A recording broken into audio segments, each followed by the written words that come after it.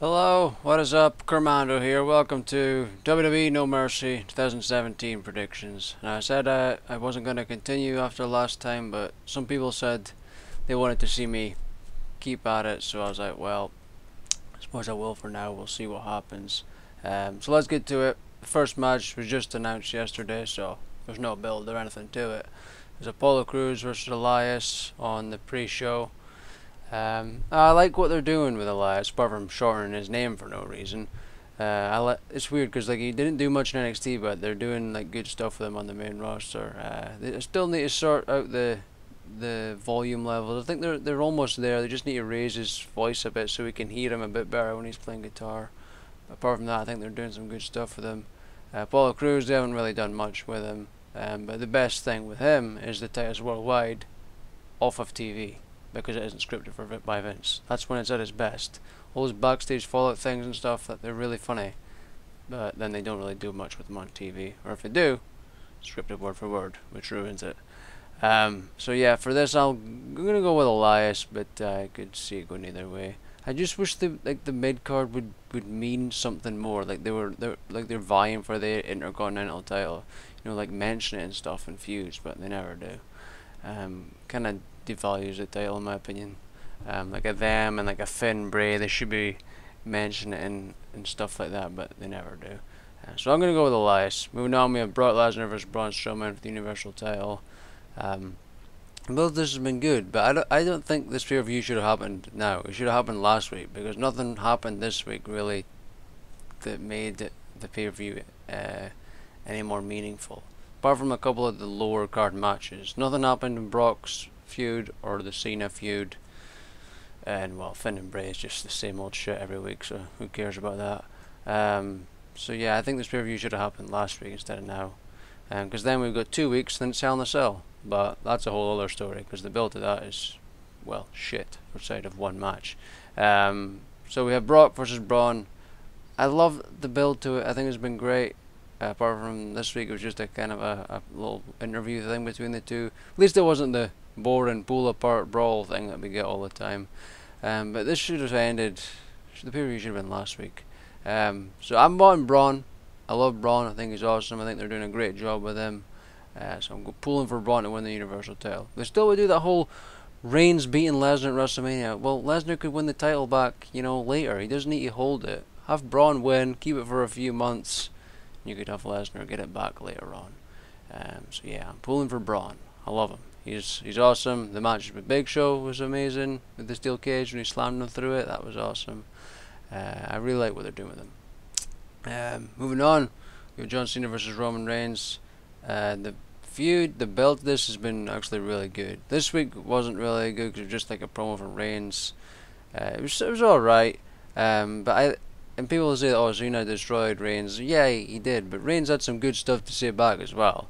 In these promos between the two, I did think he had some good stuff to say back. But yeah, I was surprised at some of the things they were allowing Cena to say. That was just insane, and there was an offhand comment, the Cena telling him to know how to cut a promo thing. I don't know if he legit stumbled on his promo or forgot what he had to say, or he just sort of stopped for a minute, but Cena kind of destroyed him there. But yeah, I thought it's been okay, but this week didn't really have much, just sort of Roman calling Cena a hypocrite for the Rock comments about being a part-timer. Although Cena has come out and said that he regrets those comments because now he understands that it's building the WWE up better or some pish. But yeah, and the reason Cena wasn't there was because he was in China. That's the reason he wasn't at Raw. So yeah, I think Roman should win, and I think he probably will win, unless they go for some sort of like false finish thing, where it just ends like on a 60-minute time limit draw because they both keep kicking out at 2. But I'll go with Reigns. I think Reigns should win it. I think Cena would win it when it wouldn't be good, unless Reigns just went like nuts afterwards and killed Cena. So yeah, moving on. Dean Ambrose and Seth Rollins versus Cesaro and Sheamus for the Raw Tag Titles. The belt's been okay. They just keep having matches every week, and the club's involved as well. But I was expecting them to be thrown into this, but no. They had like a triple threat thing on It's Raw this week, which is our on that one, I think. But that match was so bloody long. It was just so unnecessarily long. Every time I thought, oh, here we go, it's finally going to end, then it would go off a break again and again, and I'm like, end this crap. Oh my god. They're so obsessed with quantity over quality. It's like there's no need. Like, let some of the other bloody matches get a bit longer or get more matches in. But no. Let's just have this match last like a half bloody hour. Wasting time. It's not such an issue on Raw, but I still don't like that they waste time like that. SmackDown's the worst for it, wasting time on pointless crap. But as for this, I'd imagine Dean and that'll still win. I don't see them losing the titles just yet, so I'll say they'll win. Yeah, not really a whole lot happened there. Cesaro and Sheamus, I think, had a good promo one week, but can't remember. Too much wrestling. Oh god. Moving on, Finn versus Bray. They're now doing this as a man versus man, so Finn won't be the demon for this. And Bray's pretty much just been feuding with Goldust for the past couple of weeks, where he's been fighting him. And then the infamous thing of the heel's beating up on the face, but then another face comes in to save, the heel goes out the ring, and that's it. The face can't go out the ring now, that's it. Oh, he just stands there looking angry. Oh, yeah. Does so much for Finn, that. Oof. He looks like such a star, such a hero for that, yeah. Oof. Couldn't care less who wins this. I imagine Bray, but I just couldn't care less. This is what happens with every Bray feud. It's the same shit over and over again. Bray will never be a top star like The Undertaker, which he should have been by this point. He'll never be it. Never be it. They've ruined him. And it's just the same shit over and over again. I don't care. And I used to love Bray, but they ruined him. And fair enough. I don't know. Finn's actually good at promos. People say he isn't good at promos, but I think he is. I think he's actually good at his promos. Like, he's surprised me on Raw. He's actually good. But people say, like, oh, he sucks and all this stuff. But yeah, I think he's actually good at promos. Is he overrated for his in-ring stuff? I'd probably say yeah, but that could be a WWE issue where they restrict him too much.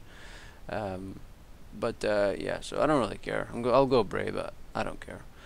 Next we have Neville versus Enzo Amore for the Cruiserweight title. And the build to this has been alright. Enzo's getting destroyed by a lot of different people, like Braun, and I think he got destroyed by somebody else one week. Oh, it was The Miz. He did that thing with The Miz. That thing with The Miz was actually good that week. That was pretty good. Probably should have just had a Miz versus Enzo bloody feud. It would have made more sense. And I wish this would be the start of them, you know, letting cruiserweights go with the normal guys. I think that would be good, but I don't know. It seemed like a 1 week only thing. Same with like the Fashion Police, which shocked the hell out of me when they showed up on 205 Live and arrested Drew Gulak. That was funny as hell. It was probably the best segment on 205 Live ever. But yeah, I think this has been okay, the build to this. But I don't think Enzo should have won. Like, I know that's probably the reaction we're going for, but Enzo cheating to win after Cedric Alexander destroyed like 3 people.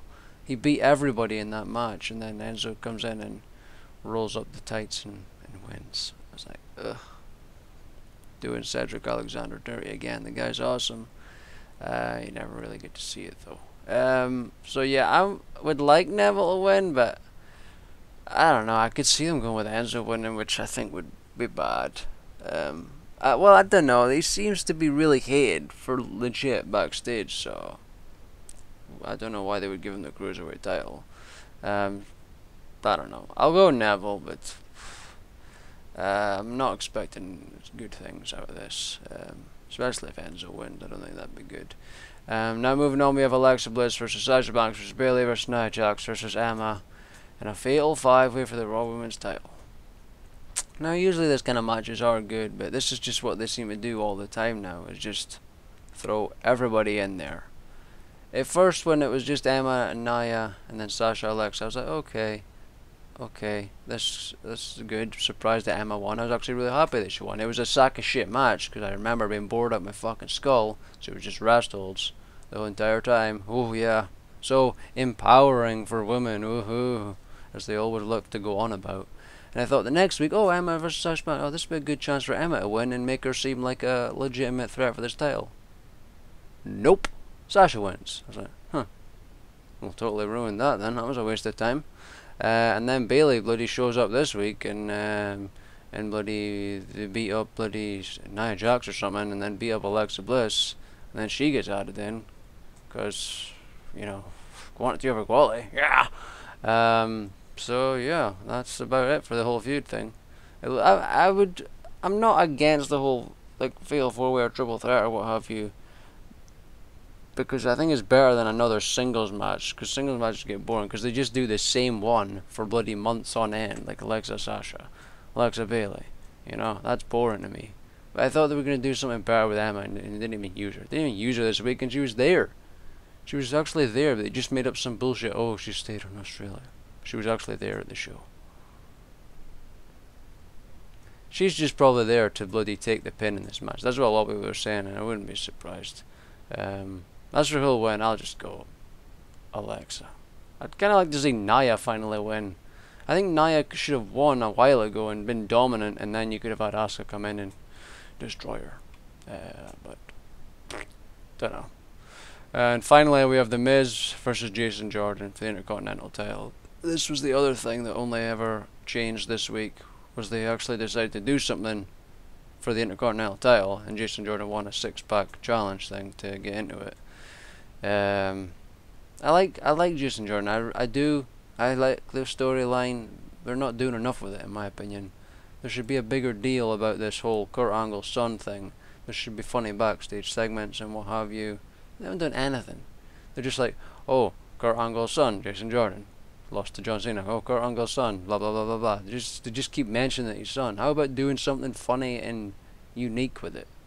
No, they don't do anything with it. Like, if they were doing funny segments, it would be good. You know, that would get him over. But at least they're actually letting him wrestle a bit more now. They're letting him do some good moves. Like, he had a good match with Cena and Reigns. And I like that double, not fisherman, the Northern Lights suplex thing. I think that's a really cool move. I think they maybe go a bit nuts with the belly suplexes on him. Let him do some other suplexes, like he did that like T-bone thing, T-bone suplex, or I think they called it like an alpha plex. Let him do some of that other suplexes as well, because the guy's really good. Will he win it here? Don't know. I'd imagine Miz will just win due to cheating again. I could see them trying to. They're trying to. I don't know if it's intentional, but like he's building up as one of the longest reigning Intercontinental titles ever. Like cumulative days, not like one reign. He's close to like one of the top, the number one. I think he's like number 3 or something right now. So I could see them maybe continuing that. I don't know. But I'd like to see them do something better with Jason. At least at least they're doing something a bit better. But I'd like to see him. I'd like to see the Kurt Angle storyline mean something instead of just a random thing. They haven't done anything with it, in my opinion. I don't think they've done a good job with it, which is something that was a big deal and surprised the hell out of me. And they haven't really followed up on it. So hopefully they do. I'll go Jason Jordan, but I could see Miz winning. So there you have it. That's the No Mercy predictions. Hope you enjoyed it. And I'll see you on the next one. Bye bye.